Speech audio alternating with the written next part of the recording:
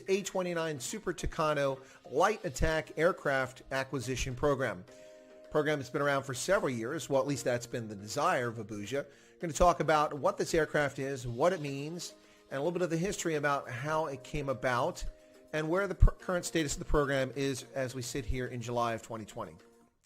So Abuja has wanted these aircraft, these light attack aircraft, which originally are from Embraer, a Brazilian company. They've wanted them for several years, but they didn't want to buy them from Brazil. And I'll explain why they didn't want to buy them from Brazil. Nothing against Brazil, but what Nigeria and the Nigerian military want is what is known as a foreign military sales program. This is a program of foreign assistance that the Congress here in the United States allows. And what happens is U.S. military services are the ones who manage the acquisition and provide the services to our friends, partners, and allies abroad who purchase U.S. military hardware and or training. Now, I did say U.S. military hardware, so isn't that kind of odd? We're talking about the Embraer. This is originally the EMB 314, sold under license, under production by the Sierra Nevada Corporation here in the United States, manufactured in Florida. And these aircraft are built under license so that the U.S. Air Force can run the program of acquisition for foreign partners. And this program has worked very successfully with Afghanistan and its Air Force, and it's also worked for Mauritania and other countries. At this point, 15 countries around the world are customers of the Embraer 314 or the A-29, which is the same aircraft essentially, but built under license by an American corporation.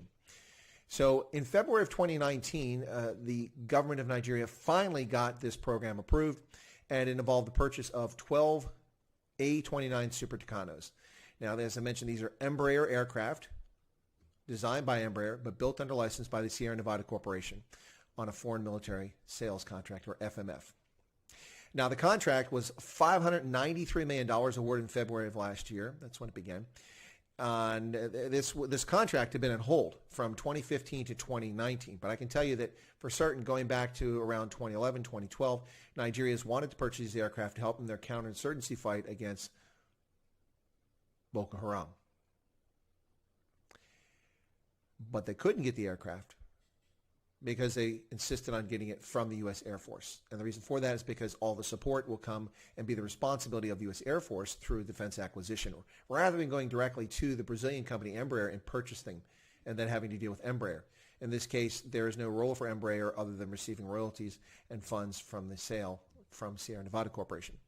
But what happens is that the Nigerians get the aircraft from the U.S. military, built by an American company under license, Sierra Nevada Corporation, as I mentioned.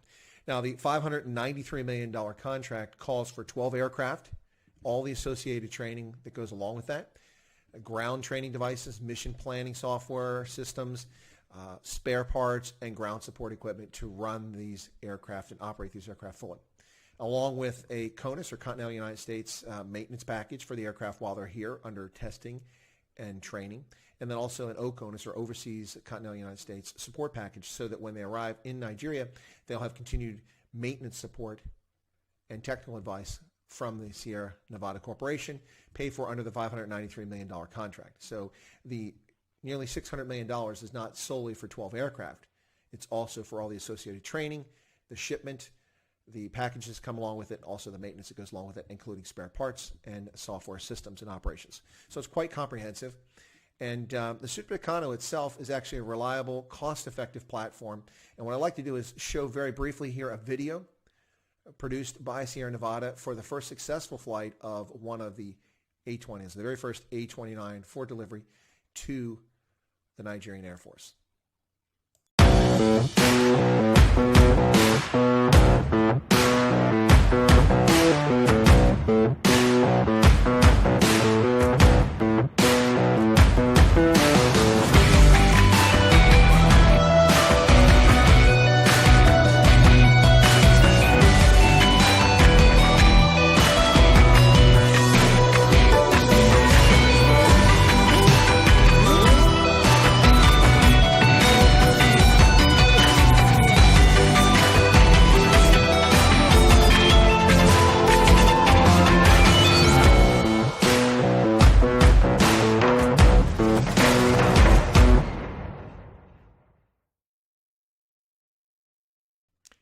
Now, why the A-29? This is a turboprop aircraft. Why not a jet interceptor or something like that? Well, those aircraft are too fast, too expensive, and not as effective in the roles that Nigeria truly needs them in as something like the A-29. The Super Tucano is quite effective. It's very effective, reliable, cost-effective aircraft. You can use it for flight training, for close air support, intelligence, surveillance, armed overwatch, counterinsurgency, and irregular warfare, among other uses. Those are some primary uses for the aircraft. And most likely, the Nigerian Air Force will be using it in the counterinsurgency role as well as intelligence role when the aircraft are eventually fielded to Nigeria in 2021.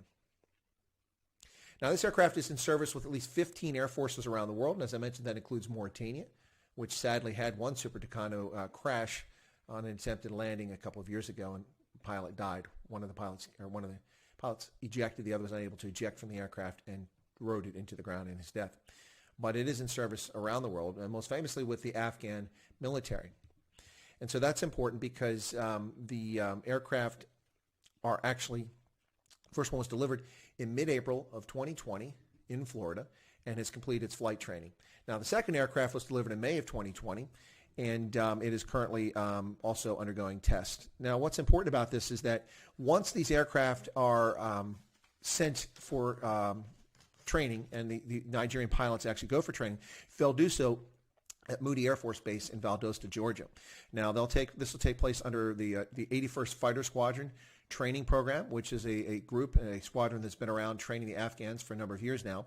They'll also train the Nigerians to operate and fly these aircraft. They'll teach them basics of aviation, air flight, also the operation of this aircraft, tactics, maintenance. All these parts will take place 81st Squadron at Valdosta in Georgia at the Moody Air Force Base.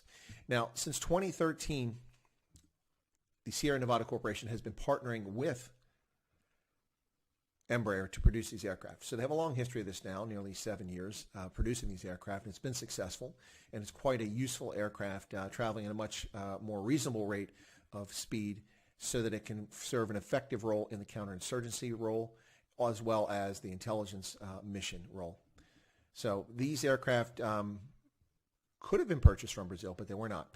Now, over the past several years, I've dealt with many senior Nigerian military officers who've been frustrated and have expressed a degree of consternation at the United States because we did not accede to their desires to sell them these aircraft.